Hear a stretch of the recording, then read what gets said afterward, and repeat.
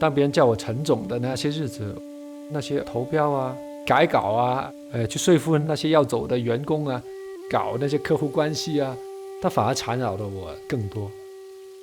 所谓那些什么创意啊什么，我也慢慢看清楚了，就是编故事，编一些没有根的故事，我就觉得很无趣。那个低谷是那几年，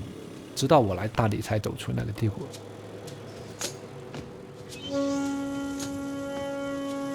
那时候还是没有飞机坐来大理，要坐火车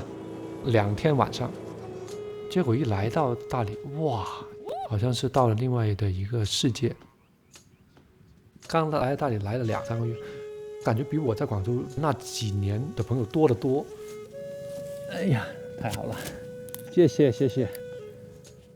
大家可以很没有目的的在一起，去玩音乐，去聊天，去喝茶，去喝咖啡，去喝酒。我在大理的时候没有想过我要移民来大理，离开广州。我是什么时候决定的？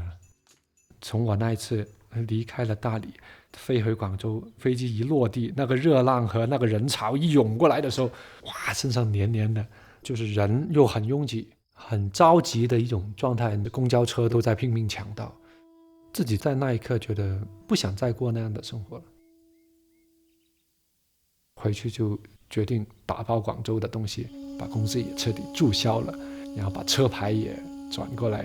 以前用来接待客人的那个 B 级商务车都塞得满满，还把我的狗啊，还有3只猫，我就开来大理了。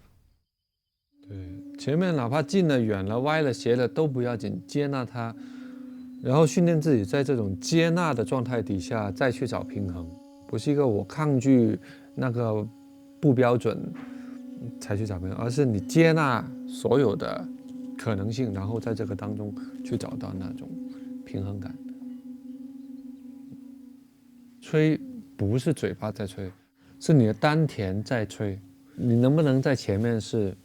什么准备都没有，而能够让自己到这个平衡点？你要下的功夫不只是在有声的部分，要多点让自己在无声的部分要给足这个留白，那流动让它再宽阔一点。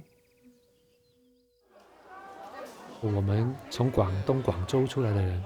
你要做什么生命轨迹的改变，第一个问题就是你怎么糊口啊，點樣揾食啊，係嘛？怎麼賺錢呢？但在这里他给我突破的第一个口就是你不要想这个，或者你先不要想这个，因为在大理其实生活成本可以很低，2块钱甚至有时候1块钱一把的小青菜，甚至我有时候算一算我自己炒的这顿菜，成本可能才3块钱，为什么我吃的这么愉快呢？你可能在广州花几十块钱一盘炒的青菜，或者甚至你花几百块钱吃一桌的东西都没有他给你的那种放松和生命力的感觉。因为你其实生命的消耗也可以不用那么多。就对于我一直成长以来都伴随着的这样的一个菜，可以说是广州菜谱上必备的一个菜，1年4季炒菜心。记得我在我不用去应酬的，不用去迎合任何人的这个状态的那一个院子里面，都是工地的状态，我甚至连床都没有，我是睡在2个桌子上的，放了一个电磁炉就在上面炒，水都要去外面打的。虽然所有的东西都还没呈现，但是我觉得我有了我的根的状态。当你能够回到你的生命底色，可以很安静很全神贯注炒这个菜，最后出来那个东西它是会很打动人的。它免费给你的阳光、水、空气、土地的那个养分都在这个菜里面，你都能够吃到。因为我没有那么多挂碍的事情，我没有那么多我刻意要想做的事情的时候，我感受到了它里面价值无价的东西。来坐，过来坐，这里坐。Good boy， 吃饭了啊！就它不是一个让人很惊艳的菜，但你会发现这东西它一直陪着你，某种程度上它也代表着我的家人。可能它不是你生命里面你最欣赏的，或者你觉得对你最有启发的，但是你最后会发现，哇，原来父母的意义在于他陪伴你，支撑了你很久，陪伴你的这个东西它是最重要的。每一天，每一天，就是每一天，你睁开眼，你听到山塔的晨钟、暮鼓，甚至是阳光有时候晒在我身上的，出去那个空气，然后一看天空上面，每一天都不一样的云，然后听着那个鸟叫，听到那么安静没有底噪的声音，只有一些狗叫或村里面的声音。你在任何一个房子望出去，你都可以看到山，你会觉得就是像有一个靠山，它在环绕着你，然后给了你这么多貌似很平常但是又这么美好的东西。你拧开水龙头，山泉水，不用水费的，就你会觉得哇，生命的体验是相当的丰富，而在你周围它都是免费的给你的。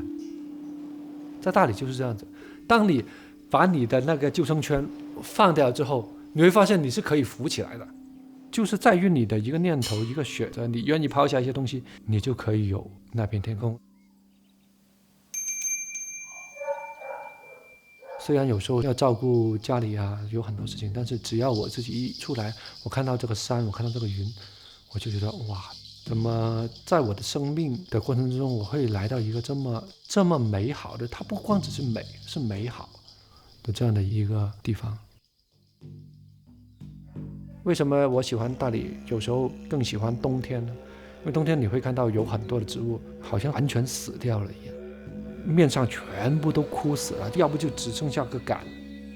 你以为它，哎呀，是不是它们都死了？哇，一到春天又很旺盛的生发起来。哦，你会发现有时候表面失去的一些东西，或者表面看上去凋谢的一些东西，只要它有根，它就可以保存着它的生命力。